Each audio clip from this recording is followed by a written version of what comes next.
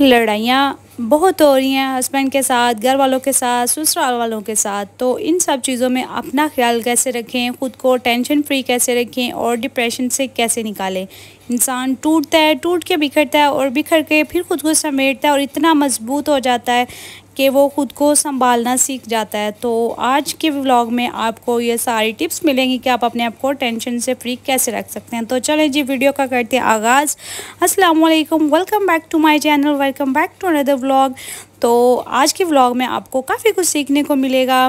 घर की कुछ टिप्स मिलेंगी, कुछ अपने बारे में टिप्स मिलेंगी और कुछ बच्चों के बारे में टिप्स मिलेंगी। सबसे पहले तो ख़ुद को टेंशन फ्री रखने का एक तरीका ये होता है कि आप अपने घर को नीट एंड क्लीन रखें। टाइम पे जो टाइम मैनेजमेंट है ना, उसको एक तरीके से लेकर चले कि जो काम है ना वो अपने टाइम पे हो जाना चाहिए। अगर एक भी काम आपका अपने टाइम पे नहीं हो पा रहा है या आप नहीं कर पा रही, तो वो फिर आप देखिएगा कि आपका पूरा डे जो है ना वो मैनेज नहीं चलेगा, जिससे आपको और स्ट्रेस मिलता है और टेंशन मिलती है। घर को नीट कर लें और उसके बाद फिर आप जो सेकंड टिप है ना वो ये है कि आप अल्लाह ताला के साथ अपना ताल्लुकात जो है ना वो बेहतर कर लें। बेहतर से मुराद कि अगर आप एक नमाज़ पढ़ रहे हैं, आप दो पढ़ें। आपको वैसे पढ़नी तो सारी चाहिए, मैं भी सारी नमाज़ें नहीं पढ़ती। मैं ये नहीं कह रही कि मैं तहज्जुद पढ़ती हूँ, मैं 5 वक़्त की नमाज़ पढ़ती हूँ, मैं भी नमाज़ नहीं पढ़ती। लेकिन जब मुझे लगता है कि मेरा जो माइंड है ना वो रिलैक्स नहीं हो रहा या मुझे कुछ ऐसे खौफ सा होता है, माइंड पे बर्डन सा होता है, फिर मैं क्या करती हूँ कि नमाज़ पढ़ लेती हूँ। नमाज़ पढ़ने से जो हमारा माइंड है ना वो रिलैक्स हो जाता है, हमारा जो दिल है ना उसको सुकून एक मिल जाता है। जब आप नमाज़ पढ़ते हो, कुरान पाक पढ़ते हो और अपने अल्लाह से रो रो के अपनी बातें करते हो और अपने अल्लाह को वो सब चीज़ें बताते हो जो आपको तंग कर रही होती हैं, बॉर्डर कर रही होती हैं, जिससे आप काफ़ी ज़्यादा परेशान होते हैं और किसी और को नहीं बता पा रहे होते, बस आपके माइंड में वो सब कुछ चल रहा होता है ना। कभी के कुछ ऐसी चीज़ें होती हैं कि आपको काफ़ी ज़्यादा परेशान कर रही होती हैं और आप वो चीज़ें किसी के साथ शेयर भी नहीं कर पा रहे होते। आपको समझ नहीं आ रही होती कि वो चीज़ें कैसे बताएं। होता है ना, आपके साथ भी होता होगा, मुझे भी होता है ऐसे। तो फिर आप क्या करें कि नमाज़ पढ़ें और नमाज़ पढ़ने के बाद, कुरान पाक पढ़ने के बाद फिर आप कुरान पाक को अपने सीने के साथ लगा कर 2 से 3 मिनट के लिए बैठें, फिर देखिएगा कि कितना सुकून मिलता है। अच्छा जी, तो अगर आपकी लड़ाई हो गई है अपने हस्बैंड के साथ या अपने ससुराल वालों के साथ, तो उसका एक ही हल है मेरे पास कि उसको जितना हो सकता है ना आप इग्नोर करें। क्योंकि एक दफ़ा लड़ाई हो तो उसको सुलझाने की कोशिश करें, दूसरी दफ़ा हो तो फिर उसको सुलझाएं और जब तीसरी दफ़ा फिर से लड़ाई हो ना, तो उसका एक ही हल है कि आप उसको इग्नोर करें। जितना आप इग्नोर करेंगे ना अगले इंसान को, उतना ही आप खुद भी सुकून में रहेंगे और वो जो अगला इंसान आपको तंग करने की कोशिश कर रहा है ना वो भी मतलब ठंडा हो जाए, बैठ जाएगा कि ये अगला तो मुझे कोई रिस्पॉन्स ही नहीं दे रहा, तो मैं इसको क्यों बार बार तंग कर रही हूँ। जैसे सास होती है वो आपको ताने देती है और आप क्या करती हैं कि उसी बात से चिढ़ रही होती हैं और वही बातें अपने हस्बैंड के साथ शिकायतें लगा रही होती हैं। तो इससे लड़ाइयाँ बढ़ती हैं, आपके और आपके हस्बैंड के रिलेशनशिप में भी काफ़ी ज़्यादा असर आता है और दूरी आती है, एक फ़ासला पैदा हो जाता है इन चीज़ों से। तो आप क्या करें कि इन चीज़ों को जितना हो सकता है आप इग्नोर करें। अगर आपकी सास बोल रही है तो उसको बोलने दें, खुद ही बोल बोल के चुप हो जाएगी जब आप आगे से उसको कोई रिस्पॉन्स नहीं देंगी, कोई जवाब नहीं देंगी। जब एक लड़की की नई नई शादी होती है ना, तो उसके साथ ये प्रॉब्लम्स हो रही होती हैं कि उसको ससुराल वाले तंग कर रहे हैं या उसको कोई भी तंग कर रहा है, तो वो हर चीज़ को क्या करती है कि अपने हस्बैंड के पास लेके बैठ जाती है, उसके आगे सब कुछ रख देती है कि मुझे फ़लाने तो ये कहा, फ़लाने तो वो कहा।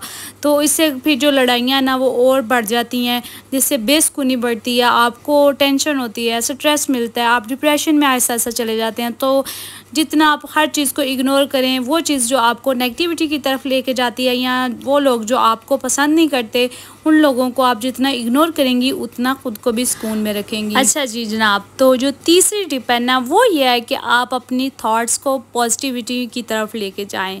मतलब कि अगर आप नेगेटिव सोच रहे हैं ना, तो उतनी चीज़ें जो है ना वो आपकी लाइफ में नेगेटिव ही होंगी। अगर आप पॉजिटिव सोच रहे हैं तो फिर आपको मतलब काफ़ी अच्छा फील होगा। अगर आप किसी के बारे में बुरा नहीं सोचते या आप किसी के साथ बुरा नहीं कर रहे, आपको तो पता होता है ना कि आप किसके साथ बुरा कर रहे हैं और किसके साथ अच्छा कर रहे हैं, खुद को ये चीज़ पता होती है।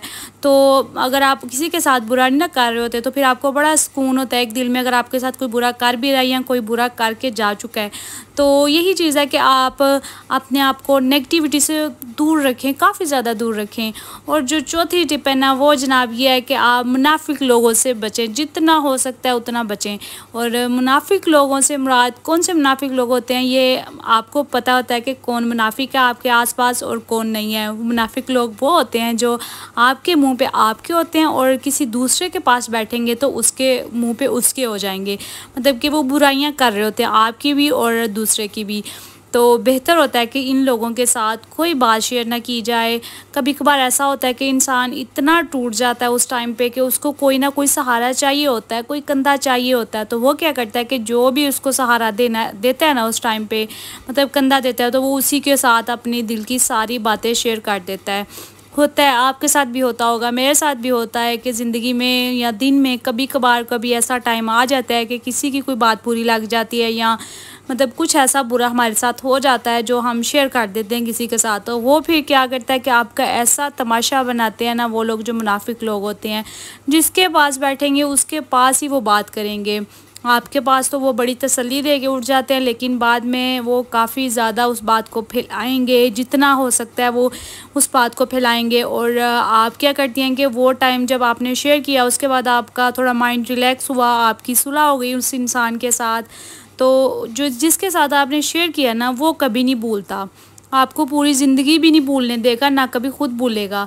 आपको जहाँ भी मिलेगा, जैसे भी मिलेगा, वो आपसे वो बात लाजमी करेगा। तो बेहतर होता है कि हमें पता है कि कौन लोग ऐसे हैं तो उनके साथ कोई ऐसी बात ना की जाए तो जो आपको आपकी लाइफ में प्रॉब्लम पैदा करें या आपको स्ट्रेस दें और आप नेगेटिविटी की तरफ जाएं।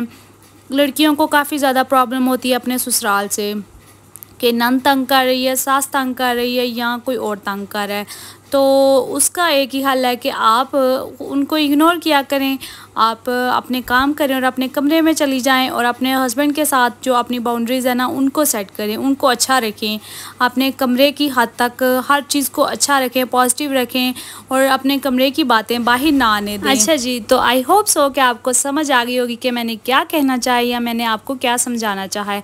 तो ये देखिए यहाँ पे ना ये मेरे पास है हेयर एक्सेसरी ऑर्गेनाइज़र। तो बच्चों की जो हेयर एक्सेसरी है ना उसको ऑर्गेनाइज़ करना बहुत मुश्किल है, बहुत ज़्यादा मुश्किल है।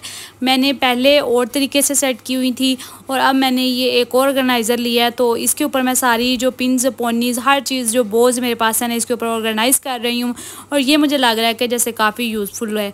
और जब आप कोई चीज़ मैनेज करके रखते हैं, ठीक करके रखते हैं, तो यकीन करें इतनी खुशी और इतना दिल को सुकून मिलता है ना जब आपका घर नीट हो, हर चीज़ मैनेज हो और आपको मतलब जैसे आपने कुछ चीज़ लेनी है आपके सामने पड़ी हो, आपको पता हो कि यहाँ पे है, तो भी बड़ी खुशी भी हो रही होती है और एक जो पॉजिटिविटी आती है ना माइंड में वो बड़ा अच्छा फील आपको देती है। और उसके बाद जो टिप है ना वो ये है कि आप अपनी डाइट बड़ी अच्छी लें, मतलब अच्छी डाइट लेने से मुराद है कि आप वो चीज़ें खाएं जो आपको अच्छी लगती हैं, आपको पसंद है। जब आप वो चीज़ें खाते हैं या अपनी डाइट को हेल्दी डाइट की तरफ लेके आते हैं ना तो फिर आपका जो माइंड है ना वो भी रिलैक्स होता है और आपको जो स्ट्रेस होता है ना माइंड पे वो थोड़ा आहिस्ता आहिस्ता कम होना स्टार्ट हो जाता है। और उसके बाद जो टिप है वो ये है कि आप अपनी लाइफ में थोड़ी सी चेंजेस लेके आएँ।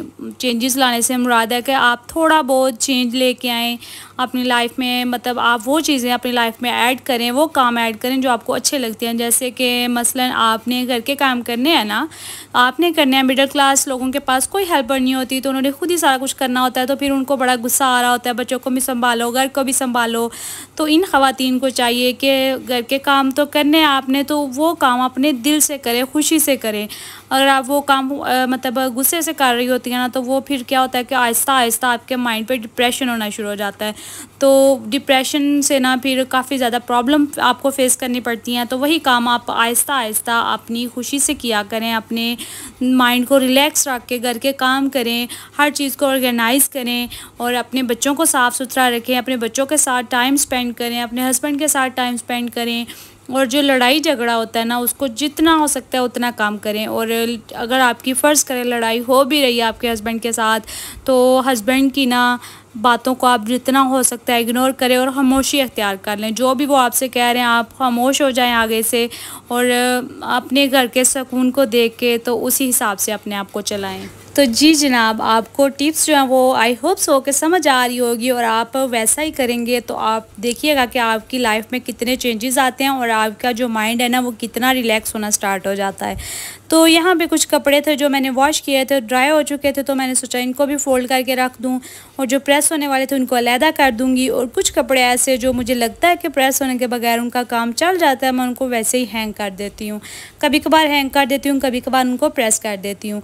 देखें, हर चीज़ को टाइम पे लेके चलें और मैनेज करके चलें। अगर मैं क्या करती कि ये कपड़े उठाती और किसी बास्केट में रख देती कि अच्छा बाद में समेट लूँगी या इनको बाद में रख लूँगी, प्रेस कर लूँगी, तो फिर तो ये रखे ही रह जाते। तो इस तरह काम कम होने की बजाय काम जो है ना वो बढ़ना स्टार्ट हो जाता है। आप पूरे दिन की रूटीन में देख रहे हैं, आपके सामने है कि बच्चे भी पास मेरे खेल रहे हैं और मैं साथ साथ काम भी कर रही हूँ और साथ साथ वीडियो भी शूट कर रही हूँ और सारे काम मैं साथ साथ लेके चल रही हूँ। तो एक जो अच्छी होम मेकर होती है ना वो क्या करती है कि हर चीज़ को साथ लेके चलती है। अच्छी होम मेकर की जो सबसे अच्छी बात होती है ना वो यही होती है कि वो टाइम मैनेजमेंट के साथ चलती है। और उसके बाद मैंने अब अपना रूम भी क्लीन करना था। मेरे हस्बैंड सोए हुए थे तो अभी उठ चुके थे। मैंने आज बेडशीट भी चेंज करनी थी, काफ़ी ज़्यादा गंदी हो चुकी थी। और आप जो अपनी बेडशीट है ना वो 2 से 3 दिन बाद चेंज कर लिया करें, क्योंकि बच्चों वाले घर में जो बेडशीट्स होती हैं ना वो बड़ी जल्दी गंदी हो जाती हैं। 2 से 3 दिन के अंदर उनका बुरा हाल हो जाता है। और उसके बाद एक टिप मैं यहाँ पे ये दूंगी कि जब आप अपनी बेडशीट को ठीक करते हैं ना तो ये देखें, इस तरह आप बेडशीट को जो गद्दा होता है ना ऊपर रखा हुआ उसके नीचे दे दिया करें। इससे जो बेडशीट है ना वो जल्दी इकट्ठी नहीं होती और आपको बार बार इसको ठीक करना नहीं पड़ता। जी जनाब, तो जो इसके बाद नेक्स्ट टिप है ख़ुद को स्ट्रेस फ्री रखने की, वो ये है कि आप जितना हो सकता है अपने आप को टाइम दें, अपनी हेयर केयर करें, अपनी जो स्किन केयर है ना वो डेली किया करें। जब आप अपने आप को टाइम देते हैं, अपने आप की केयर करते हैं तो फिर आपको बड़ा अच्छा फ़ील हो रहा होता है और आप अपने आप को बड़ा रिलैक्स फ़ील कर रहे होते हैं। जब आप अपनी स्किन केयर करते हैं ना तो आप बाद में बड़ा रिलैक्स फ़ील करते हैं।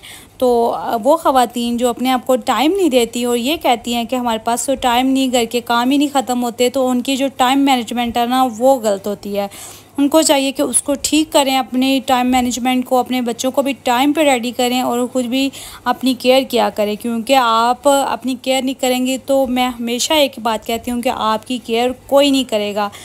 कोई हस्बैंड आपका ख्याल नहीं रखते, बच्चे तो वैसे छोटे होते हैं, उन्होंने आपका ख्याल कैसे रखना है। तो माँ बाप आप पीछे छोड़ के आ चुके होते हैं। तो इस घर में जब आप ससुराल में होते हैं तो कोई आपका ख्याल नहीं रखता, तो इसलिए आपको अपना ख्याल खुद ही रखना होता है। तो अपने आप को फर्स्ट प्रायोरिटी पे रख के बाकी सारे काम बाद में। आई होप सो कि आपको ये वीडियो काफ़ी हेल्पफुल रही होगी और अगर आपको ये वीडियो थोड़ी सी भी हेल्पफुल लगी है और आपको पसंद आई है तो मेरे चैनल को लाजमी सब्सक्राइब कीजिएगा और वीडियो को लाइक कीजिए अगर आपको पसंद आया तो। और मिलते हैं जी नेक्स्ट व्लॉग में। दुआ में मुझे याद रखिएगा। और अभी हम लोग आए हैं जी फ्रूट लेने के लिए और रात का टाइम है, सारे बच्चों को भी साथ लेके आ गए हैं ताकि बच्चे भी थोड़ा खुश हो जाएं, हैप्पी हो जाएं। तो इस टाइम पे ना काफ़ी मतलब रश कम होता है, इसलिए हम लोग इसी टाइम पे ज़्यादातर आते हैं फ्रूट्स लेने के लिए। अल्लाह हाफिज़।